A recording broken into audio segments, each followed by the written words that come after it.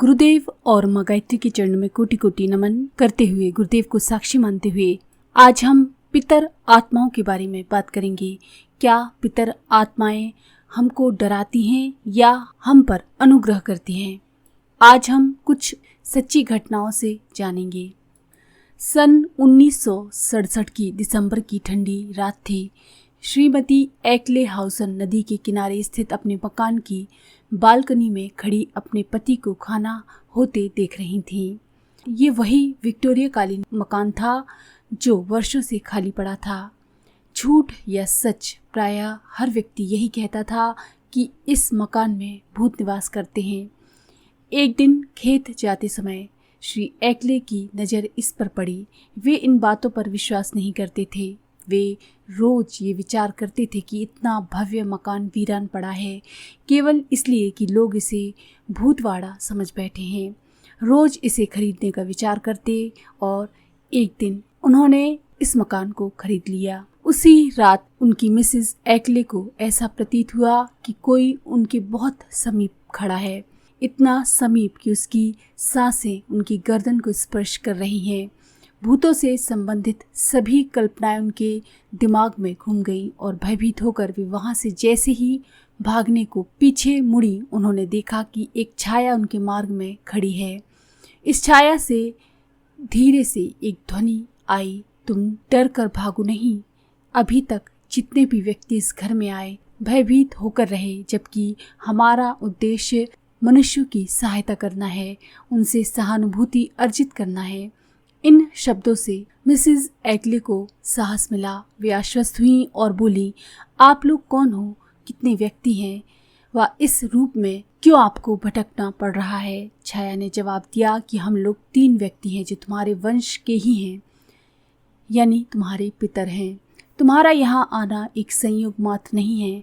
हमारे द्वारा एक्ले को दी गई विचार रूप से प्रेरणा ही तुम्हें यहाँ लाई है।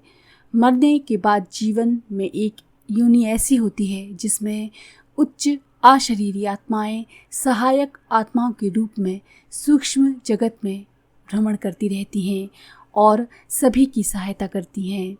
जब इस मकान को भूतहा ठहरा दिया गया तो हमने उचित समझा कि तुम्हें यहाँ बुला लिया जाए। मिसेस एक्ले काफ़ी देर तक अपने वंशज पितर से बात करती रहीं।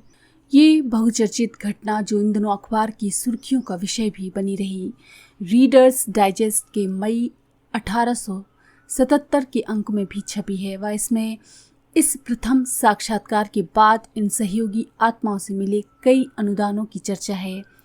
ऐसी घटनाएं आज के मनुष्य को जो भौतिकवाद में डूबा पड़ा है, मरने के बाद जीवन की सच्चाई से अवगत कराती हैं। ये आत्माएं उच्च श्रेणी की हों तो देवता की कहलाती हैं और निचली श्रेणी की हो तो प्रेत की। इन दोनों के मध्य पितर योनि होती है, ऐसा हमारे शास्त्राकारों का मत है। इनके प्रति श्रद्धा का अर्थ इनसे सहयोग एवं शुभकामनाएं प्राप्त करना है, इनसे भयभीत होना नहीं। डरावनी या घिनौनी प्रकृति के भूत प्रेत कम ही होते हैं। अतृप्त आकांक्षाओं व वासनाओं वाले भूत प्रेत ही मनुष्य को परेशान करते हैं। इन अशरीरी आत्माओं का अस्तित्व सिद्ध करने वाली घटनाएं ये स्पष्ट करती हैं। वैज्ञानिकों का ये कथन कि मरने के बाद जीवन समाप्त हो जाता है गलत है। इन पितरों का अस्तित्व सिद्ध करने के विषय में भारतीय दर्शन अतीत काल से अपनी मान्यताएं देता रहा है। ये पितर आत्माएं अपने स्वजन आत्मियों से अनुराग आकर्षण तो रखती हैं, किंतु हीनता दुष्टता से मुक्त होने के कारण उनका ये अनुराग भोग वासना के रूप में नहीं होता बल्कि सहायक परक होता है। सत संस्कार संपन्न पितर आत्माएं भी आत्मियों से संपर्क की इच्छुक रहती हैं, किंतु उनका उद्देश्य भूतों से सर्वदा विपरीत रहता है। वे सत परामर्श एवं विवेक पूर्ण मार्गदर्शन देकर सच्चे सात्विक अनुराग का परिचय देती हैं। इसी तरह की एक सच्ची घटना है जिसमें एक माँ की आत्मा ने अपने दोनों बच्चों को मार्गदर्शन दिया और मरने से बचा लिया। इनविजिबल हेल्पर्स नामक पुस्तक में एक महिला के बारे में बताया गया है कि जो अपने 2 बच्चे छोड़कर मर गई थी। कुछ दिनों बाद उसका पति बच्चों के साथ अपने एक मित्र के घर घूमने गया। दोनों दोस्त गपशप में मशगूल हो गए। बच्चे खेलने लगे।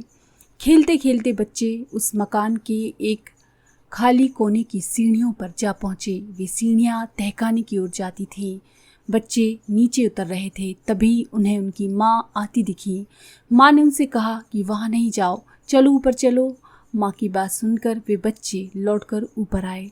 तब तक उन दोनों मित्रों का ध्यान भी इस बात की ओर जा चुका था। बच्चों के पिता के मित्र घबरा उठे कि मित्र के बच्चे कहीं तहखाने की तरफ न चले जाएं।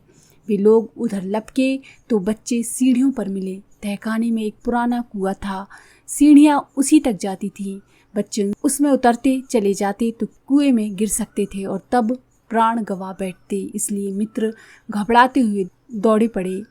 बच्चों ने बताया कि अभी अभी माँ मिली थी, उन्हीं ने ऊपर आने को कहा था, फिर जाने कहाँ चल दी। भारत में भी अनेक सिद्ध पुरुष हुए जिन्होंने अपने दूर बैठे शिष्यों को अपनी सूक्ष्म सत्ता से प्रत्यक्ष मदद पहुंचाई।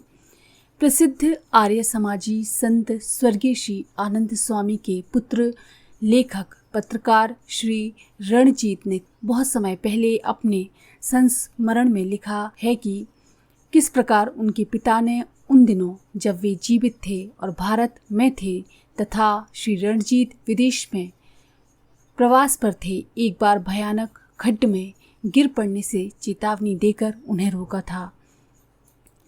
अन्य कई मौकों पर भी उनकी मदद और मार्गदर्शन का कार्य उनके पिता ने किया था, जबकि वे उस समय उनसे सैकड़ों मील दूर हुआ करते थे। विकसित आत्म सामर्थ्य के लाभ सिद्ध पुरुषों द्वारा आत्मीय जनों को अनायास ही पहुंचाए जाते रहते हैं। यही स्थिति पितरों की है। ऐसी शरीरी अशरीरी उच्च आत्माओं के प्रति श्रद्धा भाव रखना उचित भी है और आवश्यक भी। पितर आत्माएं वे हैं जिनकी ऊर्ध्वमुखी गति होती है।